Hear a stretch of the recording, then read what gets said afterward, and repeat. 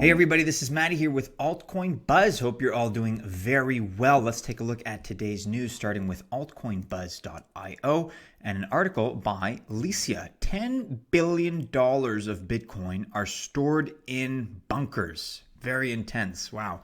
A Zappos startup headed by an Argentine entrepreneur, Wences Cesares, has built a network of underground vaults on 5 continents which stores Bitcoin assets, allegedly worth $10 billion, reports Bloomberg. So Bloomberg underscores these assets amount to about 7% of the global Bitcoin supply, and that Zappo, just 4 years old, has more deposits than 98% of the roughly 5,670 banks in the US. It also adds that Zappo's clients include LinkedIn Corporation, co-founder Reid Hoffman, and former Wall Street trader Mike Novogratz. The latter is about to set up his own cryptocurrency merchant bank. So it's amazing to see the lengths that some people are going to here to really secure their crypto investments. And as explained here, it's really about the need to store private keys, right? So putting keys on a device connected to the internet is both convenient and perilous. Hackers have proven adept at obtaining them from afar. And this is amazing to see that Zappo uses what they call a sophisticated 2-day-long technology to retrieve Bitcoin from its vaults. And it seems like it's only using Bitcoin or only involving itself in Bitcoin storage at the moment. So I don't know if you were a whale, would you avail yourself of these Zappo services, these Bitcoin vaults? It certainly seems like it's a growing niche industry because people are ordering these services. Leave your comments below. I'm looking forward to reading those. Article by Christopher. Bitcoin forecast 36,000 US dollars by the end of 2019. Fundstrat Global Advisors, an independent research boutique serving a broad array of clients, including institutional investors, predict Bitcoin to reach $36,000 US by the end of 2019. So this is an interesting piece of news, and if you're not already following Fundstrat, we're going to link to one of their more vocal advisors in a minute via Twitter. But here we have Sam Doctor, strategist at Fundstrat, recently published a report stating that one Bitcoin could be worth around 36,000 US dollars by the end of 2019. The prediction is mentioned in a report for clients on Thursday and stresses that the price/miners break-even cost multiple has proven a reliable long-term support. Further, that the likely trajectory of future mining infrastructure growth should underpin the Bitcoin price appreciation into the year 2019. So we'll have a link to that report. You can check it out for yourselves, and you can feel free to either disagree or agree with it. In an interview with CNBC in January 2018, Tom Lee, managing partner at Fundstrat, predicts Bitcoin to reach $25,000 at the end of 2018, $125,000 US by 2022. He said, "We expect Bitcoin's major low to be $9,000, and we would be aggressive buyers around that level," adding, "We view this 9,000 as the biggest buying opportunity in 2018. So how do you feel about that, guys? Obviously, we've gone lower than 9,000. We've gone to about 6,000, just over 6,000. And at the time of this video, unfortunately, we are just below 9,000. So what does that mean? Is that something that has tarnished Tom Lee's track record? Do you agree with his future forecasts as a result? Would be curious to know your thoughts. But I would encourage you to check out Thomas Lee of Fundstrat because he's made some very interesting predictions. He's perhaps not as bullish as some others in the crypto space, and I'm of course referring to Mr. John McAfee. But here you have a prediction that he put forward recently that Bitcoin would rally 70% in the coming week. And because you have all kinds of important conferences coming up in New York, for example, you have a consensus conference that is supposed to be seen as a catalyst for Bitcoin and for the crypto industry. So if you're not already following Mr. Thomas Lee of Fundstrat on Twitter, I'd say check him out. He's very analytical in terms of his interpretation of things, and he's very level-headed in the data and the analyses that he presents. Moving on to pretty interesting international news as I see it. Iran turns to Bitcoin in preparation for renewed U.S. sanctions. With US President Donald Trump declining to renew a nuclear deal with Iran, citizens of the country are turning to Bitcoin. Iran is facing renewed sanctions from the United States, which could signal the start of new economic problems. There are also reports that the Iranian government is looking to create a state-owned cryptocurrency. This is quite something. I mean, this is reminding me at least of the rumors that we discussed with South Korea. It's reminding me of what actually came to pass in Venezuela, and it's clearly a reaction to some of their economic problems that they're foreseeing. So fresh sanctions from the U.S. will adversely affect Iran's exports, especially oil, which forms a considerable portion of its GDP. The country's currency, the rial, has lost a lot of ground on the U.S. dollar. This decrease in value follows several months of forex shortage and financial difficulties in the banking sector. As a result, the local economy has been declining, with the situation expected to worsen with the issuance of fresh sanctions. The Central Bank of Iran has tried to remedy the situation, but seemingly to no avail. The Apex Bank unified the official and black market forex rates, but the rial has continued to plummet. So obviously this is in the context of their own local currency, the rial, that's suffering. And it's just interesting to note that at least some people are thinking of this, a state-owned crypto solution. So there have been numerous reports that the Iranian government is developing a state-owned cryptocurrency. Jayad Azari Jaromi, the country's ICT minister, announced in April that an experimental model of the local crypto project was ready. This announcement followed the ban placed by the Central Bank of Iran on Bitcoin and other cryptos. The country's Apex Bank prohibited all banks and lending institutions from facilitating cryptocurrency transactions. So it seems they have come down hard on it. You can read a little bit more here about the specifics and what some Iranian voices are proposing. But I just think it's very interesting because this is not unlike what we've seen with the Petro crypto out of Venezuela. This is not unlike some of the rumors we've seen out of South Korea.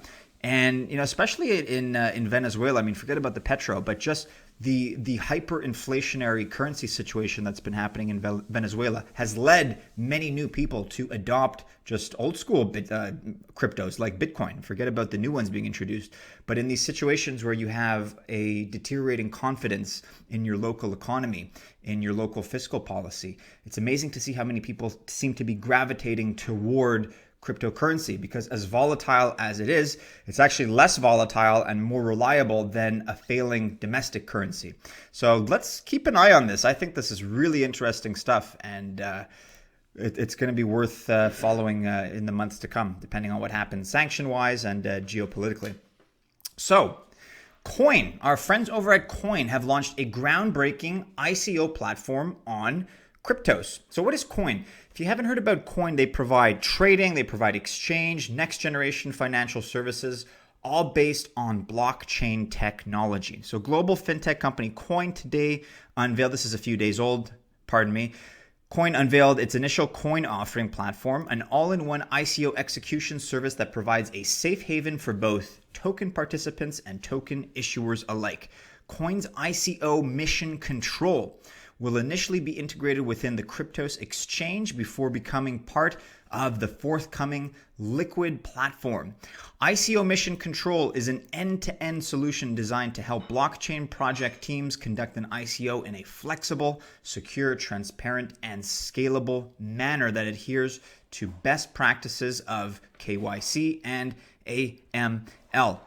So very cool. And taking a further look at what they're doing here. So QUOINE, if you haven't checked out QUOINE, we're going to link to their website. Again, a leading fintech company that provides trading, exchange, next generation financial services.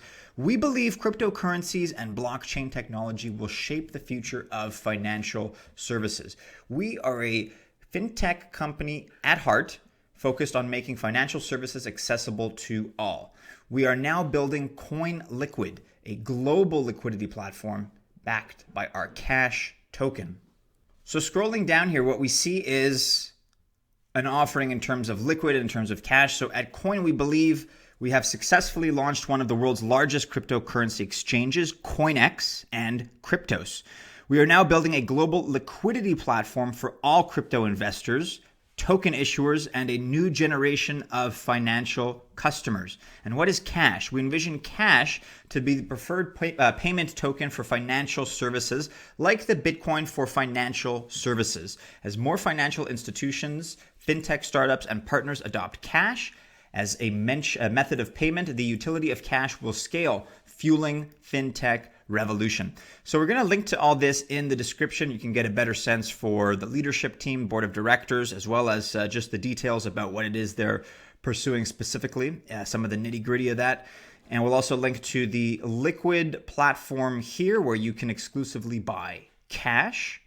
So this is something to look through, including some explainers. Liquidity is the lifeblood of every industry, is the single most important element lacking in the crypto economy today.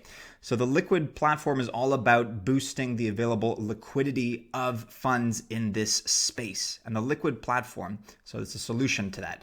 QUOINE is launching a single globally sourced trading platform, World Book, with an associated suite of services, Prime Brokerage, that brings together the entire global network of cryptocurrency exchanges to enable the highest level of liquidity in all markets.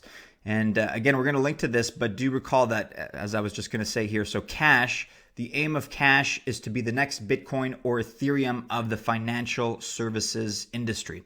So do check these guys out. Let us know your thoughts. It's something to, as I always say, keep on your radar, examine further if it's not something you've already been alerted to or you're not currently privy to it. In some lighter news, this is a really interesting project that was sent my way recently. So by way of the Lincoln Method, we have Blockchain Bootcamp for Kids. So what is this? Teaching about money in this modern era is a very important lesson you can give your child. But are you ready for your 9-year-old asking, Mom or Dad, what's blockchain? This will either send you into internet frenzy, but unfortunately, there's not much about it on the internet that would help your child understand what blockchain is, or even you, unless you are a tech geek. So the idea here is that, I'll go on to read the following. Children are eager to learn and do this faster than adults, right? And that is the nature of childlike curiosity. They're very inquisitive. They tend to absorb things a lot better. And we teach kids all kinds of things. We teach kids nowadays, it's recognized that, hey, kids ought to be more familiar with computers, for example, than the previous generation. So we like to teach programming, even in elementary schools. We like to make sure that they're savvy when it comes to technology. They're kind of taking that same philosophy and logic and applying it to blockchain. So understanding Bitcoin is no different, as lots of children are quickly learning how to send and receive the currency. Digital currency is the future of money, and children should know the fundamentals of digital money. So in this course that's taught, children will be taught what is blockchain, what is the meaning of distributed ledger technology, a role-playing exercise in DLT. Where are all the places blockchain can be used? How blockchain can be used to buy and sell things? Who is Mr. Bitcoin? Perhaps referring to Mr. Nakamoto. So this course is suitable for students grades 2 to grade 6. It's a couple times a week. It's offered in Karachi, Pakistan. So sorry, that's not exactly around the corner for many of you soldiers in the Altcoin Buzz Army. And look, I mean, you may be asking, why are we covering this at all? I just think it's really interesting. So this was just one of those things that stuck out as sort of a really sort of interest piece in terms of almost the fact that it even exists, right? The fact that you have kids between grades 2 and 6 that are being encouraged by an educational body to participate in this blockchain learning seminar a couple times a week. It's really interesting. And I think this would suggest, if it's a success, that there is a market demand for knowledge about this kind of stuff. People still don't understand how computers work, right? I'm recording this, I'm screen capturing, I'm speaking into a microphone. I have no idea how any of those work at a fundamental level in terms of the circuitry and the electronics, but I know how to use them. I know how to manipulate them to great effect, or to moderate effect at least. I don't know how my email works either, or my television for that matter. But if you understand the fundamentals, you can go forward and you can produce with those technologies. And I think that that's what this is about. And it would be our hope that we see a little bit of a trend with this going forward. I mean, you never know. Time will tell, but something to keep an eye on. That's about all the news for today, fellow soldiers. If you're not already following us on Facebook, then make sure you do. Come check us out. Altcoin Buzz on Facebook. Make sure to follow us on the other social media channels as well, Telegram, Instagram, and Twitter. If you did like this video, be sure to leave it a thumbs up. Be sure you're subscribed to get notifications to all the new videos, which we put out daily. In order to subscribe, you've got to click the bell, and YouTube will give you all the latest notifications. Do be sure to leave your thoughts and comments below. Everything that we've covered will be in the description as far as links, and I wish you all happy investing, and we'll speak again soon. Take care.